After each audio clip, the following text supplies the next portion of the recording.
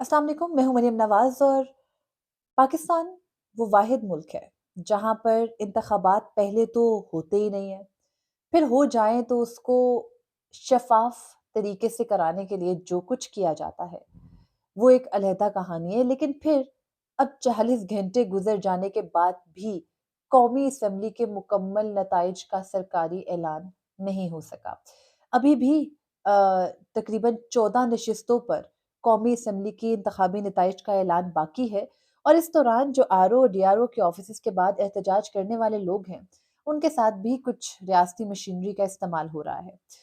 खैर, इंतखाबात के नताइज का ऐलान तो इस दफ़ा इतना बरगिरफ्तारी से हुआ। इलेक्शन कमीशन ने अपना ईएमएस का जो जिसे आप कहते हैं ना, एक बहुत ही एडवांस्ड सिस्टम बनाया था जो कि आरटीएस से भी बेहतर निकला। इतना बेहतर निकला कि आरटीएस तो बैठ गया था, ये सिस्टम तो शायद कहीं लेट गया है, चल ही नहीं रहा, अभी तक नताइज मुकम्मल हो ही नहीं रहा है। खैर, इस सब के बावजूद जो इस वक्त की सिचुएशन है, यानी अभी तक जो रिजल्ट्स आ गए हैं, अगर उनसे मुतालिक बात करें तो टोटल 246 नशिस्तें हैं जिन पर के ये नताइज का ऐलान होना था। और इनमें से 91 पे यानी 91 नशिस्तें उन आज़ाद उम्मीदवारों ने हासिल की हैं जो कि पीटीआई के हैं। लेकिन इस मुल्क में आज़ाद उम्मीदवार जीत तो गए, ये तारीख तो बन गई, लेकिन आज़ाद हुकूमत बनाने का कोई ख्वाब ना देखे, ये मुमकिन नहीं है यहाँ पर। इसीलिए पीएमएलएन जो कि दूसरे नंबर पर है कौमी असम्बली की नशिस्तों के हिसाब से, और उन्होंने अब तक के नताइज के मुताबिक 71 सीटें हासिल की हैं। फिर पीपल्स पार्टी है जिन्होंने 54 सीटें हासिल की हैं। उसके बाद जेयूआई फे की 2 नशिस्तें हैं, और बाकी जो तमाम जमातें हैं, एमक्यूएम जिनमें शामिल है और दीगर जमातें हैं, उन्होंने भी 33 नशिस्तें बाकी जमातों की हैं। तो इस तरह अगर कुछ कुल मिला के पीडीएम के जैसा मलगूबा हुकूमत बनेगी तो जाहिर है कि पीएमएलएन, पीपल्स पार्टी, जेयूआई फे और एमक्यूएम किरदार अदा करेंगी मेन जमातों का, और फिर वो मलगूबा तैयार होके एक वजीर आजम चुना जाएगा और वो हुकूमत चलाएगा, और फिर वो वैसी ही हुकूमत होगी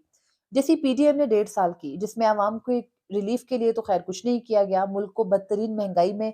ले जाया गया, जो पहले से चलती हुई महंगाई थी उसको डबल किया गया। और उसके बाद अब तक जस्टिफिकेशन ये दी जाती है कि ये इमरान खान की शुरू की गई महंगाई थी। लेकिन खैर, इस सब के बाद भी आज़ाद उम्मीदवार भी कोई सरप्राइज दे सकते हैं। पीटीआई ये क्लेम कर रही है कि उनके पास एक जमात है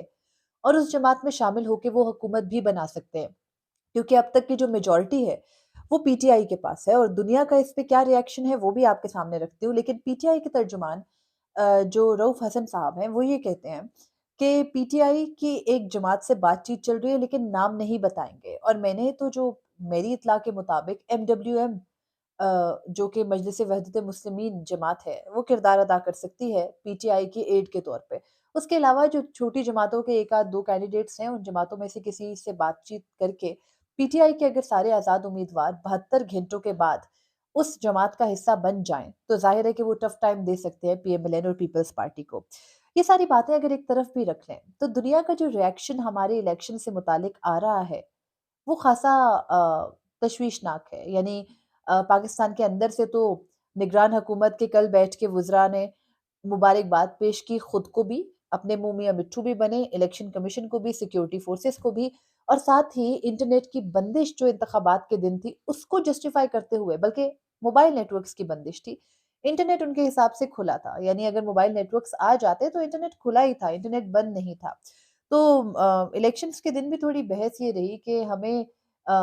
मारा-मारा फिरना पड़ा पूरे हलके के अंदर कि कहीं पर किसी का लैंडलाइन का नेटवर्क मिल जाए और उसकी मिन्नतें तरले करके लिया जाए और फिर उसको इस्तेमाल किया जाए। तो उसी दौरान हमारे कुछ सहाफ़ी जो कि पीएमएलएन या पीडीएम गवर्नमेंट के करीब रहे, वो ये क्लेम कर रहे थे कि कोई इंटरनेट बंद नहीं है। और फिर गुज़िश्ता रोज़ जो पीटीएम की गवर्नमेंट के ओहदेदार हैं, जिनमें के वफाकी बल्कि निगरान वज़ीर दाखिला मुर्तज़ा सोलंकी साहब हमारे सीनियर हैं, वो भी हैं, और उसके अलावा जो इंटीरियर मिनिस्टर हैं निगरान सेटअप के, वो बैठ के ये क्लेम कर रहे थे, गौहर एजाज साहब, कि कोई इंटरनेट बंद नहीं था, लेकिन मुल्क में जानी नुकसान ना हो, हर वो शख्स जो वोट डालने निकले वो महफूज रहे, इसलिए ज़रूरी था कि इंटरनेट बंद किया जाता, नेटवर्क्स बंद किए जाते। और उन्होंने कहा कि हम तो चाहते थे इंतखाबात साफ शफाफ तरीके से हो, तो उसके लिए इंटरनेट की बंदिश ज़रूरी थी। तो खैर, वो उनका क्लेम था, उन्होंने क्लेम किया, उसमें वो बड़े इमोशनल होके अपनी گھر کی اپنی والدہ کا قصہ بھی سناتے رہے. لیکن اس سب سچویشن کے ساتھ اب ملک کس ڈگر کو جا رہا ہے؟ انٹرنیشنل ریئیکشن سخت آ رہا ہے. برطانیہ نے کہا ہے کہ جو پاکستان میں ایک سیاسی جماعت ہے اس کو باہر کرنے کے لیے باہر کر کے انتخابات کرائے گئے، اور پھر بھی انتخابات کا جو عمل تھا وہ شفاف نہیں رہا. انہوں نے شفافیت پہ سوالات اٹھائے. امریکن جو ریئیکشن ہے وہ یہ ہے کہ وہ کہتے ہیں کہ جو پاکستان میں فراڈ ہوا ہے الیکشن کے اندر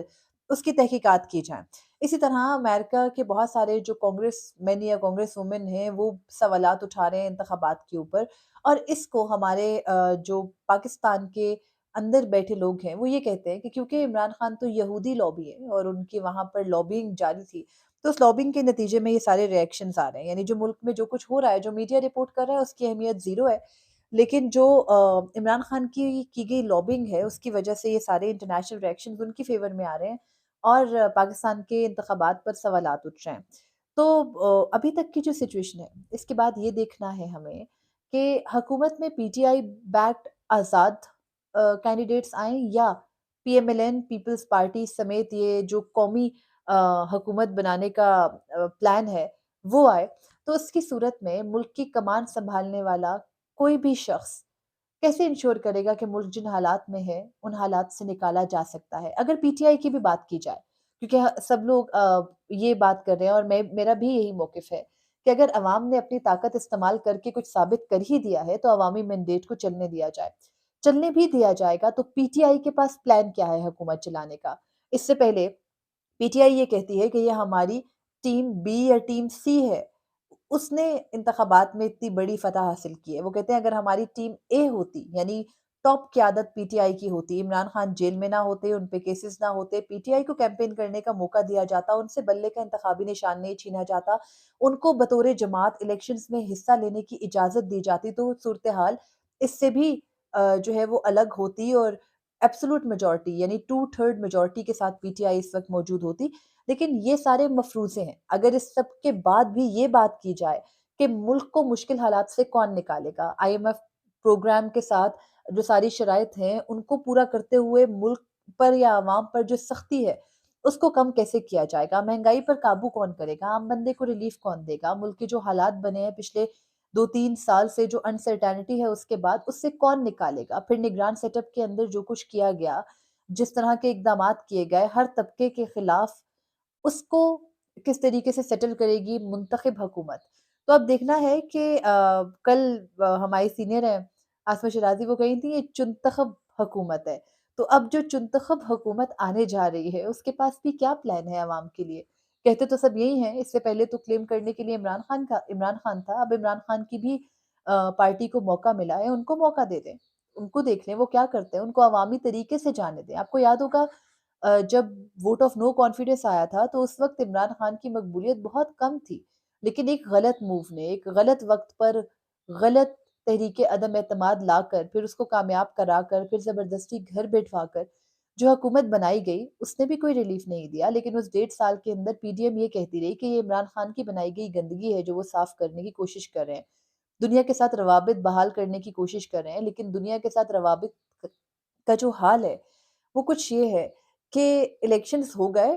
اور 40 گھنٹے گزر گئے پولنگ ختم ہوئے، ابھی تک آپ کا جو برق رفتار ای ایم ایس سسٹم ہے وہ مکمل نتائج جاری نہیں کر سکا، اور ان مکمل نتائج جاری نہ ہونے کی وجہ سے دنیا میں جو سبکی اور دنیا سے جو ریئیکشنز آ رہے ہیں ان کو فورن آفس یہ کہہ کر ریجیکٹ کر رہا ہے کہ ہم نے تو انٹرنیٹ بند ہی نہیں کیا تھا. مجھے اب یہ سمجھ نہیں آتا کہ اگر پی ڈی ایم نے اتنے عرصے میں حالات ٹھیک کر لیے تھے تو نواز شریف کے منتخب ہو جانے پر دنیا نے مبارکبادیں کیوں نہیں دی؟ ابھی تک یہ کیوں چل رہا ہے کہ پاکستان میں الیکشنز جو ہے وہ درست طریقے سے یا شفاف طریقے سے نہیں کرائے گئے؟ پھر فافن نے بھی اپنی رپورٹ آج جاری کی، اور فافن کے جو آبزرویشن ہے وہ وہی ہے جو میڈیا کی ہے. یعنی جو ہم پچھلے 2 دن سے پیٹ رہے ہیں وہ آج فافن نے اس پر مہر لگا دی، اور انہوں نے کہا کہ ووٹنگ کا عمل ٹھیک تھا، ووٹنگ کے بعد کاؤنٹنگ کا عمل بھی ٹھیک تھا، غلطی آر او کے لیول پر یعنی ریٹرننگ افسران کے ریزلٹس دینے کے وقت پر پرابلم کریٹ ہوئی. اور وہ پرابلم کچھ اس طرح کہ جو سارے ریٹرننگ افسران ہیں انہوں نے ریزلٹس ہی تبدیل کر دیے. فارم 47 میں کچھ اور ہے، فارم 45 کچھ اور کہہ رہے ہیں. P T I back candidates, Islamabad کا حال دیکھ لیں، اسلام آباد میں کلین سویپ کری تھی پی ٹی آئی، پنڈی ڈسٹرکٹ کا حال دیکھ لیں، کلین سویپ کری تھی پی ٹی آئی، پنجاب میں زیادہ سیٹیں نکال گئے تھے، لیکن صبح 9 فروری کی صبح حالات واقعات ٹوٹلی تبدیل ہو چکے تھے، اور یہی بات فافن بھی کہہ رہا ہے۔ تو اب ان سب چیزوں کی تحقیقات کہاں ہوں گی؟ عدالتوں کے اندر۔ عدالتیں ہماری، خیر، عدالتوں کے کنڈکٹ کے حوالے سے بات کرنا کچھ قبل از وقت ہے، لیکن عدالتوں کا جو پہلے کا کنڈکٹ رہا، اس کے بعد مجھے نہیں لگتا کہ پی ٹی آئی کو کوئی امید عدالت سے ہونی چاہیے۔ ہاں، اگر سلمان اکرم راجہ کی جو پٹیشن تھی، جو کہ فارم 33 پر پی ٹی آئی کو بطور جماعت انتخابات میں جانے کی اجازت سے متعلق تھی، اس کو انٹرٹین کر دیا جائے، پی ٹی آئی کے بلے کے انتخابی نشان والے فیصلے پر نظر ثانی کی جو درخواست ہے اس کو دیکھ لیا جائے، تو شاید حالات کچھ فرق ہو جائیں۔ لیکن ان سب چیزوں کو دیکھنے کے لیے سپریم کورٹ کے پاس اگلا ہفتہ تھا، اگلے ہفتے میں کوئی کیس ایسا فکس نہیں کیا گیا، سلمان اکرم راجہ کی پٹیشن فکس نہیں کی گئی، پی ٹی آئی کا ریویو فکس نہیں کیا گیا، یعنی سپریم کورٹ ابھی بھی جو اسٹیبلشمنٹ کی مرضی ہے اس میں مداخلت کرنا نہیں چاہتی، اور اب پی ٹی آئی کی گریونس تب انٹرٹین ہوگی جب وقت گزر چکے گا، اور پھر چیف جسٹس قاضی فیضیسہ کا وہ جملہ کہ ہمیں ماضی کی غلطیاں درست کرنی ہے، اپنی اپنی غلطیاں تسلیم کرنی ہے، تو پھر شاید چیف جسٹس قاضی فیضیسہ کی غلطیاں تسلیم کریں گے ان کے بعد آنے والے کوئی چیف۔ اور آپ کو پتا ہے، ایک تھوڑی دیر پہلے سپریم کورٹ میں ایک درخواست دائر ہوئی ہے، جو کہ مولوی اقبال حیدر، بڑے نامی گرامی مولوی اقبال حیدر، جو کہ ہمیشہ ریسکیو کے لیے آ جاتے ہیں اسٹیبلشمنٹ کی، وہ آ گئے ہیں اور وہ کہہ رہے ہیں آزاد امیدواروں کو حکومت بنانے سے روکا جائے۔ اگر پی ٹی آئی کی باقی درخواستوں کے بجائے یہ درخواست سماعت کے لیے مقرر کر کے سپریم کورٹ سن لیتی ہے،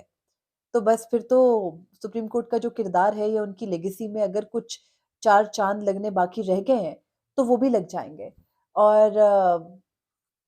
کیا کہا جا سکتا ہے، مولوی اقبال حیدر نے پہلے بھی عدالتوں کے دروازے کھٹکھٹائے اور کھولے بھی گئے، تو کیا پتا اس بار بھی کھول دیے جائیں۔ خیر، یہ ساری سچویشن اب تک کی ہے۔ ہم امید کرتے ہیں، بلکہ ہمیں کرنا بھی چاہیے یہ امید، کہ جب عوام نے اپنا حق رائے دہی استعمال کر لیا، باہر نکل کے اپنا ووٹ کا حق استعمال کر لیا، تو شاید اس بار کی جو حکومت عمل میں آئے وہ عوامی امنگوں کے مطابق بھی ہو، اور وہ عوام کو ریلیف دینے میں بھی کہیں کامیاب ہو۔ یہ امید بھی ہے اور یہ دعا بھی ہے، اور یہ امید اور دعا، ویسے تو مایوسی کفر ہے، لیکن اس نظام سے جو مایوسی ہے وہ اتنی زیادہ ہو چکی ہے کہ کبھی کبھی لگتا ہے ہم شاید ہماری دعا کے جو الفاظ ہیں وہ اتنی انہونے ہیں کہ اگر کبھی وہ ہو گئے مکمل تو ہم اللہ تعالیٰ کا جو ہے نا وہ اس کو کوئی کرشمہ ہی کہیں گے، پر یہاں ہمارے ملک میں انفارچونیٹلی کرشمہ ساز کوئی اور ہے۔ مجھے اجازت دیجیے، اللہ حافظ۔